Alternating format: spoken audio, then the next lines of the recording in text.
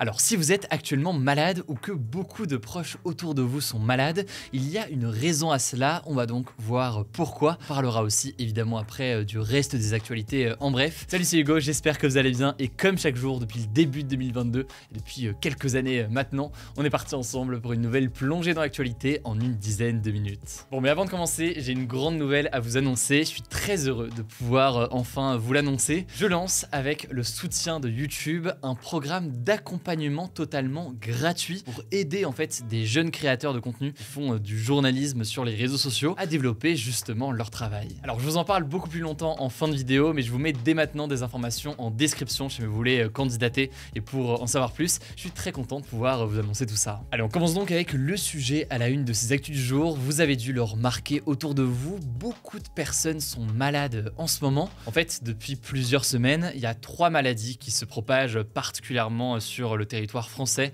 et qui encombrent notamment les hôpitaux. La première maladie, c'est le Covid. Je sais pas si vous en avez déjà entendu parler. C'est une maladie comme ça qui circule depuis quasiment 3 ans. Ensuite, il y a la bronchiolite, qui est une maladie respiratoire qui touche surtout les bébés et qui a atteint un niveau d'hospitalisation record depuis 10 ans. Et enfin, troisième maladie, qu'a priori vous devez connaître, c'est la grippe. Et la grippe est donc de retour en force cette année, alors qu'elle n'avait presque pas circulé pendant 3 ans. L'un des chiffres à analyser pour voir tout ça, c'est ce que l'on appelle le taux d'incidence. Et oui, le taux d'incidence, on en a beaucoup entendu parler pendant la période du Covid. En fait, le taux d'incidence, c'est le nombre de cas rapportés au nombre total d'habitants. Or, le taux d'incidence des consultations pour la grippe a atteint 357 pour 100 000 habitants, soit 57% d'augmentation par rapport à la semaine précédente. De la même façon, le nombre de passages aux urgences a lui aussi énormément augmenté, plus 8% en une semaine, et les hospitalisations pour des formes graves de grippe ont là aussi explosé. Elles ont doublé tout simplement en une semaine. Parce que oui, c'est toujours bon de le rappeler, pour les personnes les plus fragiles, eh bien la grippe peut dépasser le stade habituel, disons,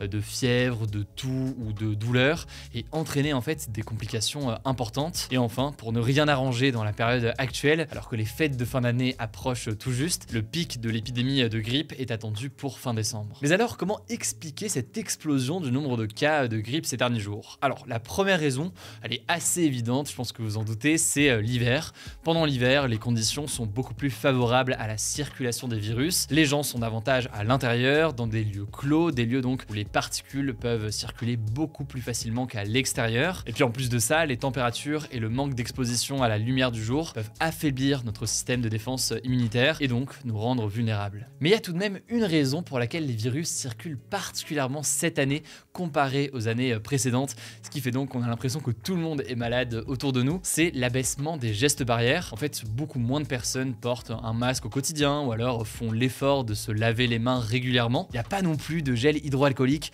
au moindre coin de rue comme on avait pendant la période du coronavirus. Tout ça fait que forcément les virus peuvent circuler un peu plus facilement. Enfin, dernier élément qui peut expliquer cette percée de la grippe cette année, c'est le fait que la grippe cette année est particulièrement virulente. C'est ce qu'indique par exemple Étienne de Crolly, qui est virologue et chercheur au CNRS. Il était interrogé par France Info. Mais alors, une fois qu'on a dit ça, qu'est-ce qu'on peut faire? Bon, on va pas être trop long là-dessus parce que je pense que vous le savez. Le gouvernement appelle à renforcer la vaccination contre le coronavirus, mais aussi contre la grippe, surtout en fait pour les personnes les plus fragiles qui sont donc les plus exposées à des formes graves. Il faut savoir qu'aujourd'hui, selon les autorités, seuls 22% des plus de 80 ans, donc les personnes les plus à risque, ont leur vaccin à jour contre le Covid et les appels à la vaccination donc se dirigent surtout vers eux. Ensuite, vous vous en doutez, le gouvernement et de nombreux médecins appellent à réutiliser ces gestes barrières, comme par exemple se laver les mains régulièrement, c'est toujours mieux, et évidemment tous les autres gestes barrières que vous connaissez désormais. Bref, voilà donc où on en est pour l'instant, mais la bonne nouvelle, parce que oui, il y a quand même une bonne nouvelle, c'est que le pic de l'épidémie de bronchiolite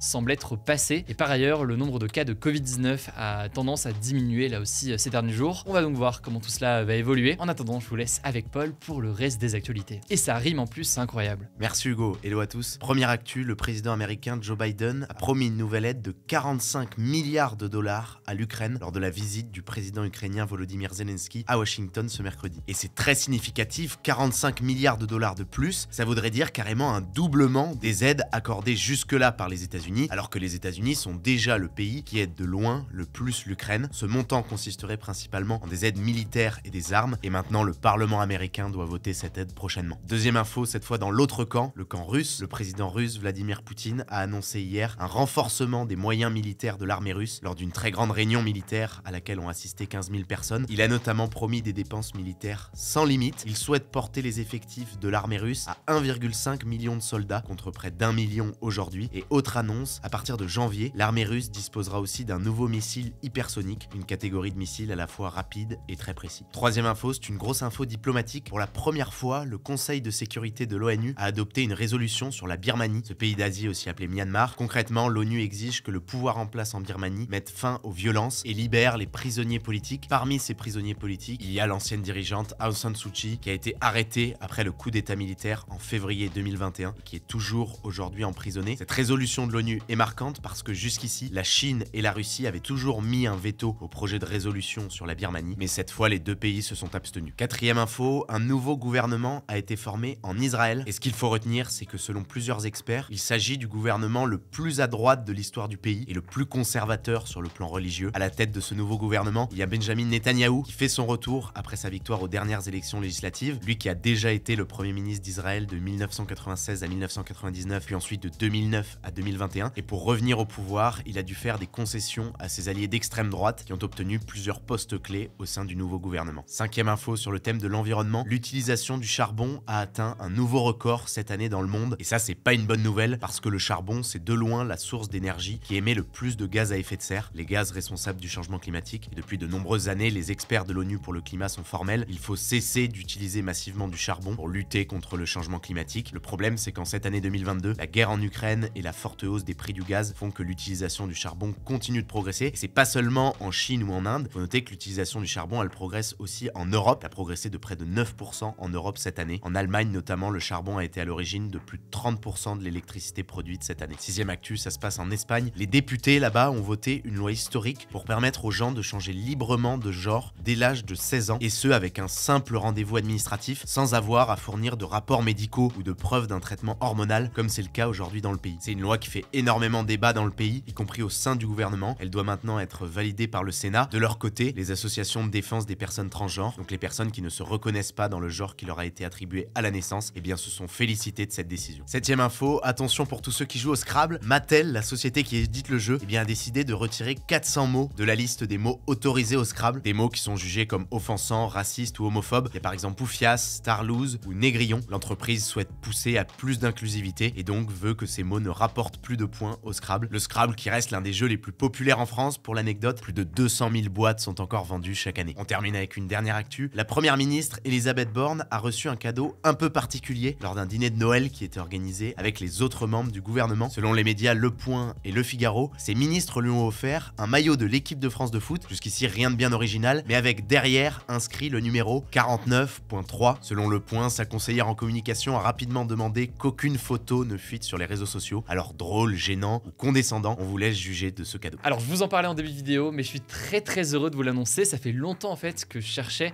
à pouvoir transmettre ce que j'ai pu apprendre sur les réseaux sociaux ces dernières années dans le cadre de mon travail. Et donc on lance cette fois-ci avec le soutien de YouTube un incubateur pour aider des créateurs de contenu à se développer sur YouTube. Et plus précisément en fait ça concerne des créateurs de contenu qui sont spécialisés comme moi dans des formats d'information ou même plus généralement des formats de vulgarisation. Du coup pour vous expliquer, il s'agit en fait d'un programme totalement gratuit, un programme qui va vous permettre de progresser sur votre activité de créateur de contenu sur plein d'aspects différents. On va vous aider donc à mieux trouver votre patte, à trouver votre méthodologie aussi de travail pour améliorer aussi votre contenu au quotidien. Il y aura aussi des éléments liés à la production, comment améliorer tout simplement le rendu de ces vidéos. Il y a aussi des questions liées aux éléments juridiques ou à la monétisation qui sont des éléments importants forcément quand on est créateur de contenu. Et concrètement pour ceux dont la candidature est retenue, vous allez pouvoir suivre des conférences et des ateliers avec des journalistes, y compris des journalistes de mon équipe, mais aussi d'autres créateurs de contenu ou des experts sur certains sujets précis. Mais au-delà de ça, vous allez aussi avoir